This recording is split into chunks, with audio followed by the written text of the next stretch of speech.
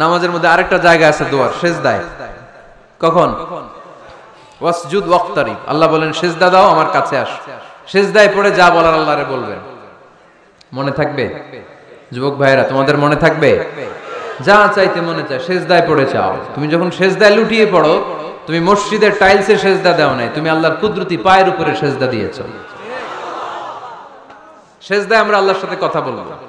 এজন্য আল্লাহর হাবিব তাকবীরে তাহরিমে বাদার পড়ে সানা পড়তেন, মাঝে মাঝে পড়তেন ওয়াজহাতু ওয়াজহিয়া লিল্লাযী ফাতারাস সামাওয়াতি ওয়াল আরদা হানিফাও ওয়া মা আনা মিনাল মুশরিকিন। এখানে অনেক দোয়া পড়তেন। আল্লাহুম্মা বাঈদ বাইনি ওয়া বাইনা খাতায়ায়া কামা বাআদতা বাইনাল মাশরিকি ওয়াল মাগরিব। আল্লাহ, আমার আর আমার গুনার বোঝার মধ্যে এত দূরত্ব করে দাও, পৃথিবীর পূর্ব প্রান্ত আর পশ্চিম প্রান্তের মাঝখানে তুমি যত দূরত্ব রেখেছো। সুবহানাল্লাহ পড়েন। আমার পাপগুলোকে তুমি সাদা ধবধবে ঠান্ডা বরফের পানি দিয়ে ধুয়ে মুক্ত করে দাও। ও আল্লাহ, আমারে তুমি নিষ্পাপ বানিয়ে দাও। এই নামাজের শুরুতে এই দোয়াগুলো করলে কবুল করে কে? সর্বশেষ সালাম ফিরানোর আগে দোয়া করলে কবুল করে কে? লা ইউসাল্লিমান্না আহাদুকুম হাত্তা ইয়াতাআওয়াদা আন আরবা। চারটা জিনিস থেকে পানাহ না আছে আমার কোন উম্মত যেন সালাম না ফিরায়। সবাই যেন পড়ে আল্লাহুম্মা ইন্নী আউযু বিকা মিন আযাবিল কবর, আউযু বিকা মিন আযাবি জাহান্নাম, আউযু বিকা মিন ফিতনাতিল মাহইয়া ওয়াল মামাত, আউযু বিকা মিন ফিতনাতিল মাসিহিদ দাজ্জাল। পড়েন আমিন। দোয়া মাসুরা পড়ে এই দোয়াটা পড়ে সালাম ফিরাবেন। কবুল করবে কে?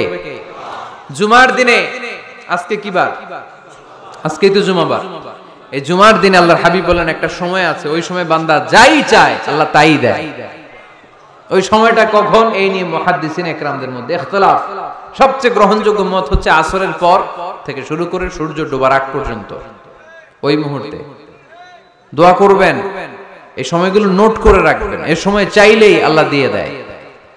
এরপর আল্লাহর হাবিব বললেন কদরের রাত্রে দোয়া করলে কবুল করে কে? আমরা বাংলাদেশে শুধু 27 পালন করি, বাকি 5 দিনের খবর নাই। এরকম আছে না নাই? 21, 23, 25, 27, 29 এই 5টা বেজর রাতে, যে কোনো রাতে কদর হয়ে যেতে পারে। আমরা নামাজ পড়ি কোন রাতে? 27। সারা রাত কানতে কানতে শেষ, ওদিকে কদর চলে গেছে 23 তারিখ। আছে না নাই? হতে পারে। বুদ্ধিমান মুমিনের কাজ হচ্ছে বেজর 5 রাত্রিতে, শেষ দশকের 5 বেজর রাত্রিতে এক সমান তালে ইবাদত করা, যাতে কোনো ক্রমে কদরের বরকত ছুটে না যায়।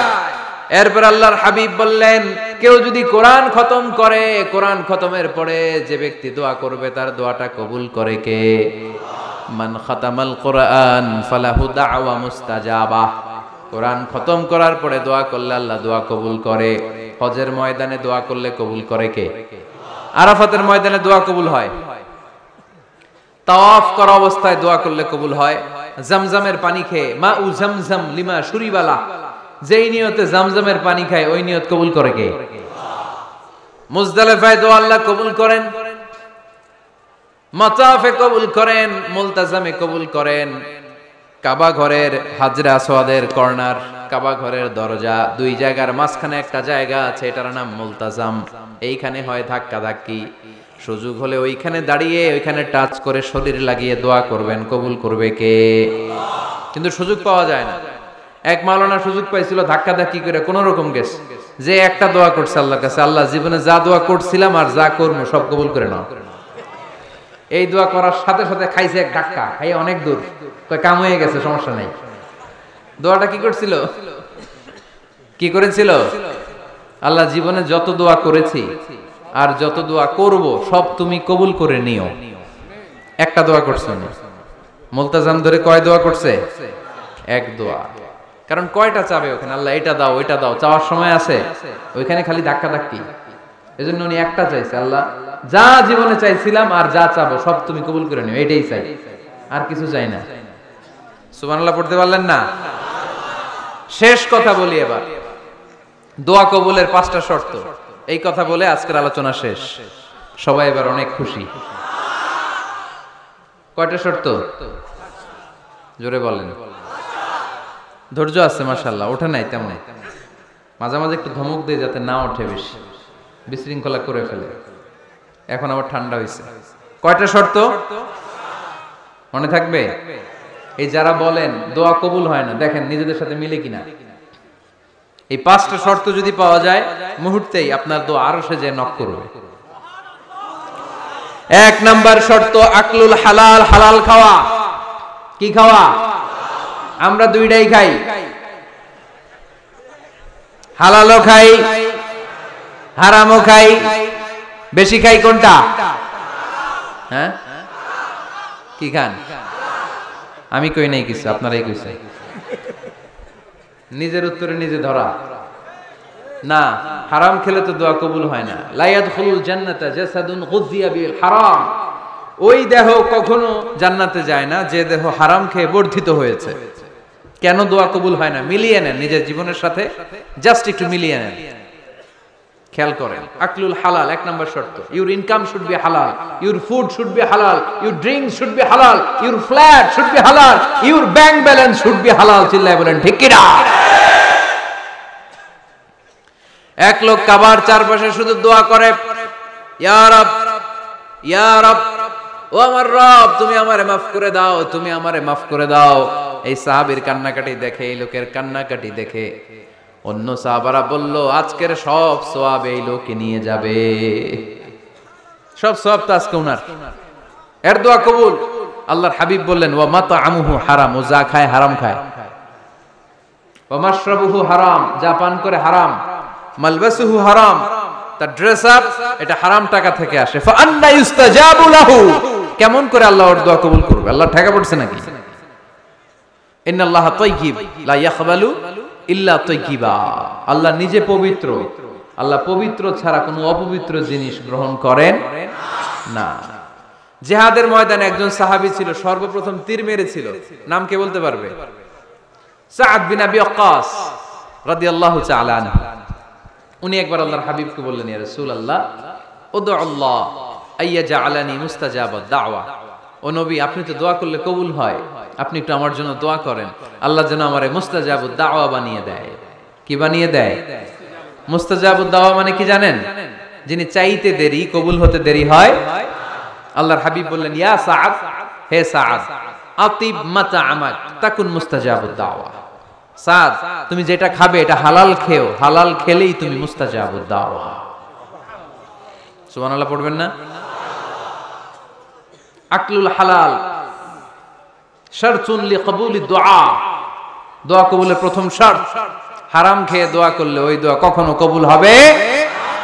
2 নাম্বার শর্ত, দোয়াটা করতে হবে একজনের কাছে, তিনি কে? চাইতে হবে একজনের কাছে, তিনি কে? মসজিদে যে আল্লাহর কাছে চাইলেন, দরবারে যে বাবার কাছে চাইলেন, দোয়া কবুল কবুল হবে? হবে? চাইতে হবে একজনের কাছে, তিনি কে? অন্য কোথাও যেন আমরা না চাই।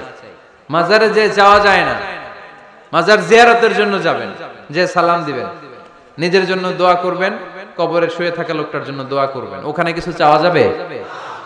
চাইবেন কার কাছে? 2টা গেল শর্ত। 3 নাম্বার, ইয়াকিন থাকতে হবে যে আমার দোয়াটা কবুল হচ্ছে।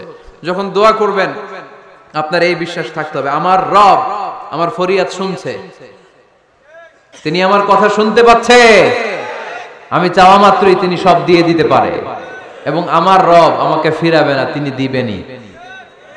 এরকম ইয়াকিন থাকতে হবে। উদু আল্লাহ ওয়া আনতুম মুকিনুনা বিল ইজাবা, এমন ভাবে দোয়া করো যে তুমি সুনিশ্চিত এই দোয়া কবুল হবেই। এই নিশ্চয়তা নিজে নিজে নিয়ে নেবে। আল্লাহর উপর ভরসা কম আমাদের, এই ভরসা জাগে না যারে উনি দিবেনই, নিশ্চিত আমি। আপনি নিশ্চিত হলে পেয়ে যাবেন নিশ্চিত। আপনার মধ্যে যদি সন্দেহ, হায় রে কবুল হয় না, না হয়, ওই দোয়া জীবনেও কবুল হবে না। ঠিক কিনা? 4 নাম্বার শর্ত, আসসালাতু আলা রাসূলিল্লাহ, আল্লাহর হাবিব সাল্লাল্লাহু আলাইহি ওয়াসাল্লামের উপর দুরূদ পড়া। কুল্লু দুআ মাহজুব মাওকুফুন বাইনাস সামাই ওয়াল আরদ, আমরা যা দোয়া করি সব আকাশ জমিনের মাঝখানে পেন্ডিং হয়ে থাকে। মা লাম ইউসাল্লা আলাইহি, আল্লাহর হাবিব বললেন যতক্ষণ না আমার উপর দুরূদ শরীফ পড়া হয়। আওয়াজ করে সবাই পড়েন সাল্লাল্লাহু আলাইহি ওয়াসাল্লাম। আল্লাহর হাবিব সাল্লাল্লাহু আলাইহি সাল্লামের উপর দুরূদ না পড়লে ওই দোয়া কঠিন কালে আল্লাহ কবুল করেন।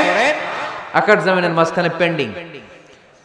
মেসেজ করেছেন আপনার বন্ধুকে, আপনার মোবাইলে টাকা নাই, মেসেজটা কি হয়ে থাকে? পেন্ডিং, তাই না? যখনই টাকা ঢুকাবেন সাথে সাথে সেন্ট, আপনার সব দোয়া পেন্ডিং হয়ে আছে আকাশ। আজকে দুরূদ করে দিবেন, সব সেন্ট মুআল্লাক, সব ঝুলে থাকে। মাহজুবুন মুআল্লাকুন বাইনাস সামাই ওয়াল আরদ। মনে থাকবে ভাইরা। 5 নাম্বার সর্বশেষ শর্ত হলো মুওয়াফাকাতুদ দুআ বিদ দাওয়াব। শুধু দোয়ায় কাজ হয় না, দোয়ার সাথে মাঝে মাঝে দাওয়ারও দরকার আছে না নাই?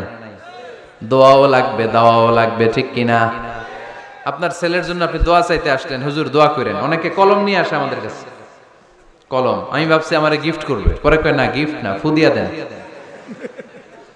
ফুদিয়া দেন কেন?